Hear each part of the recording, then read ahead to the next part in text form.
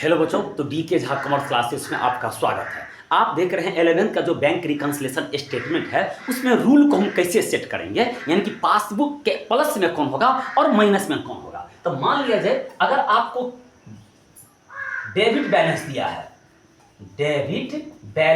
है, यानी कि कैश बुक से आपको डेबिट बैलेंस, आपको कैश बुक जो है डेबिट बैलेंस दिखाता है, तो यानी कि कैश बुक आपको दे दिया है, कैश बुक आपको मान लिया जाए 7500 दे दिया है, तो आपको पासबुक तक पहुंचना है।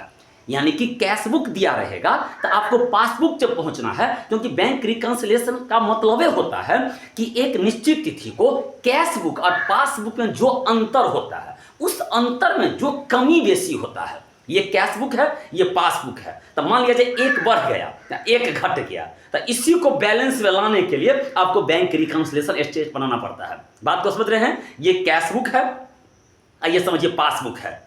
यानी कि आप इस दोनों में जो कमी बेसी हो जाएगा, ये मान लिया जाए कैश बुक बढ़ गया, पासबुक घटा है, तो इसको बैलेंस में लाने के लिए, इसके बराबर लाने के लिए हम ये बैंक रिकंसिलिएशन स्टेटमेंट हम बनाते हैं। तो कैश बुक का बैलेंस दे दिया रहेगा, डेबिट बैलेंस एट पर कैश बुक दे दिया है, तो हमें पासबुक से उसको क्या करना है, मिलान करना है। जैसे फर्स्ट रूल जो है, check issued but not presented for payment, यानी कि चेक काटा गया लेकिन भुगतान के लिए प्रस्तुत नहीं किया गया। मान लिया जाए ये कैश बुक है, ये क्या है, कैश बुक है, और ये क्या है, पासबुक है। तो चेक काटा गया, हमने 10,000 का चेक काटा, तो अपना कैश बुक को क्या किया, घटा लिया। हमने 10,000 का चेक काटा गया लेकिन भुगतान के लिए प्रस्तुत नहीं किया गया, तो हमने 10,000 का चेक काट दिया, तो अपने कैश बुक को हम क्या किए, घटा लिए। लेकिन भुगतान के लिए प्रस्तुत नहीं हुआ, वो चेक लेकर बैंक में प्रेजेंट नहीं हुआ। हमने तो 10,000 का चेक काट दिया, तो कैश बुक क्या हो गया, घट गया। लेकिन वो 10,000 का चेक बैंक में प्रेजेंट नहीं हुआ, तो बैंक प्रेजेंट नहीं हुआ तो बैंक तो उसको भजा कर नहीं दिया अभी तक।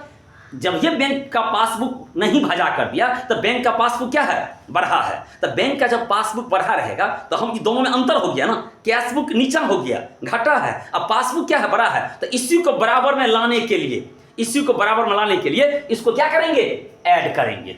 कैश बुक में इसको क्या करेंगे, ऐड करेंगे। Check issued but not presented for payment.